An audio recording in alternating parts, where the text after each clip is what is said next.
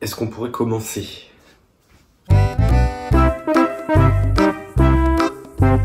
Je vous accueille aujourd'hui. Ah non! Bonjour Karine. Bon, je voudrais quand même juste m'expliquer. Je m'énerve maintenant et après promis je m'énerve plus. Je suis virtuel pour vous là tout de suite. Je ne vous dirai pas bonjour dans ma vidéo. C'est comme ça. Sur ce, je voudrais rempoter des choses qui vont mal. Suite à ma dernière vidéo, je me suis rendu compte que peut-être, finalement, ajuster son substrat pour ses plantes serait peut-être une bonne idée. Je vais rempoter une millième fois l'anthurium, le philodendron que on ne sait pas quelle espèce c'est de philodendron, mais ce philodendron. Et la dansonie, je vous expliquerai pourquoi après. J'ai également à rempoter une catastrophe de misère, une bouture de ce philodendron, ainsi que le roéo, je sais déjà plus, qui m'a déjà fait des racines, qui commencent à pousser, etc.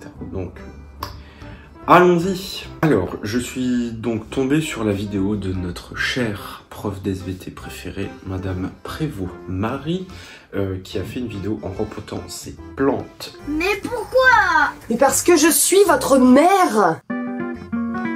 Et elle avait un substrat fait maison, entre guillemets, ce qui m'a donné envie d'essayer.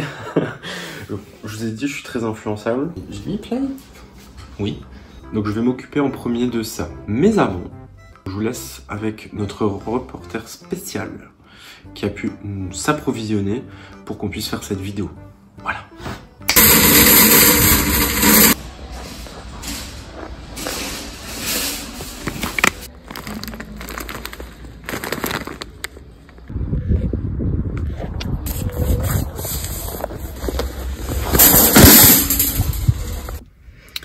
J'étais donc dans un bricomarché, je pense pas que ce soit plus cher ou moins cher que ailleurs.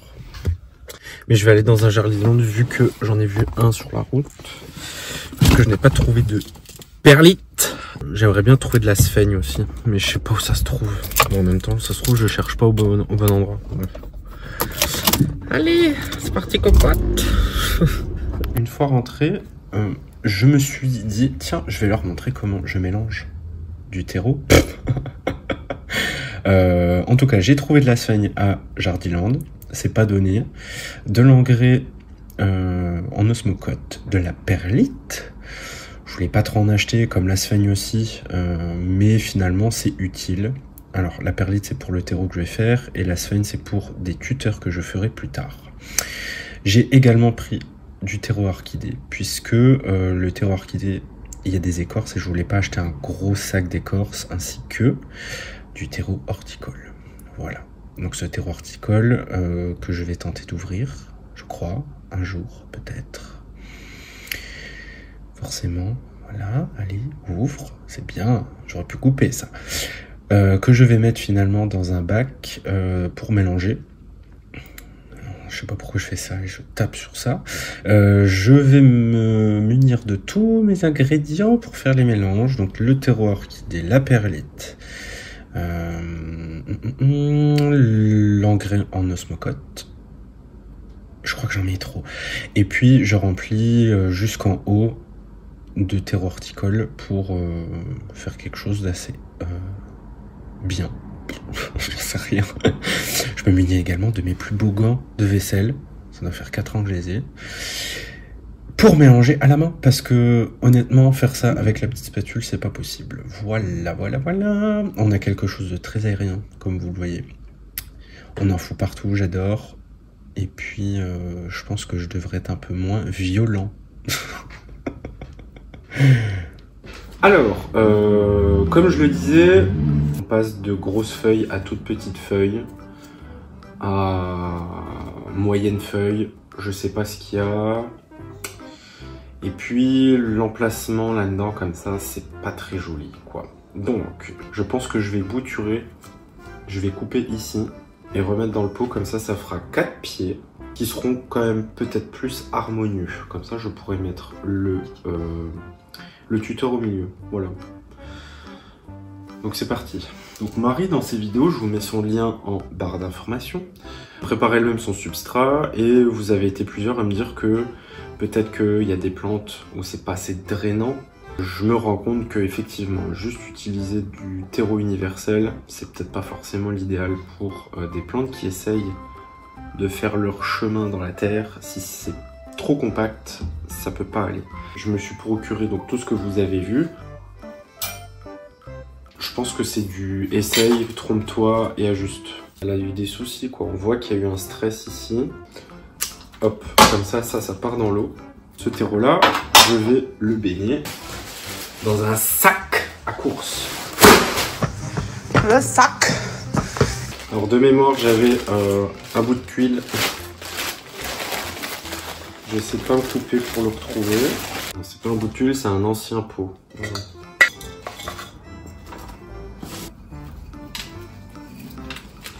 Toujours en galère, c'est pas possible.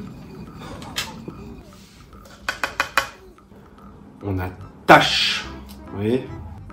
C'est pas plus joli, mais ce sera peut-être plus en forme. Et donc, ça dans l'eau. Ça, c'est pareil. Ce philodendron, c'est joli et tout, mais les feuilles, elles galèrent. Alors, c'est peut-être parce que, effectivement, je l'ai laissé dans... Enfin, je l'ai passé d'un pot en plastique à un pot en terre cuite. La terre est un peu plus humide, souvent. Et par le fait, il y a un stress. Mais... je suis désolé, mais passer de ça à ça, voilà. Et vu que ce terreau est enrichi en engrais, je pense que ce sera utile et bien. Ah oui, petit conseil, faites ce genre de travaux de plantes avant de passer à la spie. Et peut-être que finalement, je sais pas trop, j'arrive pas à me décider. On va faire ça, je pense. Je fais avec ce que j'ai, hein, franchement. Comme ça, on fait un test. Gros pot en plastique, un peu plus petit, et un pot en terre cuite. Wouh! Putain, j'en fais partout.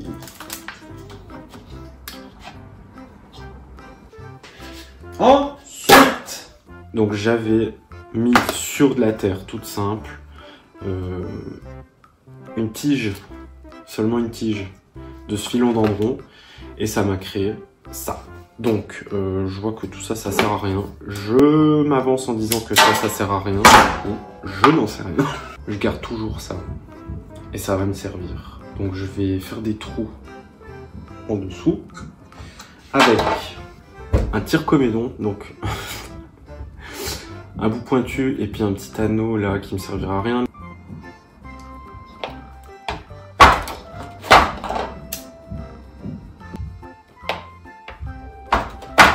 Voilà. Ensuite, une fois que j'ai fait des petits trous, et voilà. Cette catastrophe, j'ai pu lire dans vos commentaires qu'effectivement ce serait parce que la terre n'est pas assez drainante que... Il y a plein de mouchettes, ça me saoule. Ce serait que le terreau n'est pas assez drainant et que ce serait pour ça que ça se développe pas très bien. Donc... moi, je vous écoute quand c'est bien dit, avec courtoisie et avec un bon fond constructif. Moi, ça me va. Voilà. Ça me dégoûte un peu les racines. Je vous avouerai, regardez, on dirait des pattes d'araignée, là, dégueu. Evie, c'est pour toi. Ah non, hein. Tu vois où tu veux, mais pas sur moi. Casse-toi. Hop. Bon. Pareil, ça ira à la douche, comme ça dépoussière. Je galère moins à rempoter avec ce truc. Alors, à la base... tout a cassé. Vous voyez, ça se plie. Et quand ça se plie sur le terreau qui potentiellement va être chaud en été, etc., j'ai l'impression que ça cuit un peu la tige. Et je vais le troquer pour un pot en plastique. Mais je n'ai plus de pot Regarde, j'ai des pots à orchidées. Donc je pense que je vais mettre ça là-dedans. Ouais, on verra bien. Hein? Oh là là, c'est quoi le bordel? Parce que c'est long quand même. Hein. Non, je vais pas tirer dessus, je vais fourrer ça comme ça. Allez. Boum. Voilà. Alors idéalement, il aurait fallu que le pot soit vraiment haut. Et puis voilà. Comme ça fait sa vie en hauteur. Je regarde pas beaucoup, hein. Je suis... Bon bref. Mais bon, je pense que vous vous en foutez. Vous voulez juste regarder chez moi.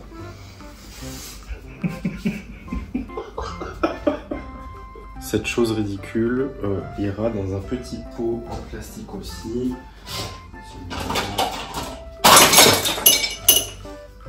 Celui-là. Et pareil, ça retourne. Ça retourne pas, ça ira à la douche. Le Rhaphidophora a grandit très bien et ça dépasse le tuteur. Donc l'idée c'est que je rachète des serre-fils et que je refasse l'intérieur avec le mélange là donc de terreau orchidée plus de la sphaigne. Maintenant je me demande si je vais pas le couper pour le bouturer. Mais je le trouve tellement beau que non. Voilà. Sinon quoi de neuf? Là comme ça, rien. Eh bien, merci d'avoir suivi cette vidéo. J'espère que ce petit vlog rempotage vous aura plu. J'espère que vos plantes vont bien. Et je vous dis à la prochaine dans une nouvelle vidéo.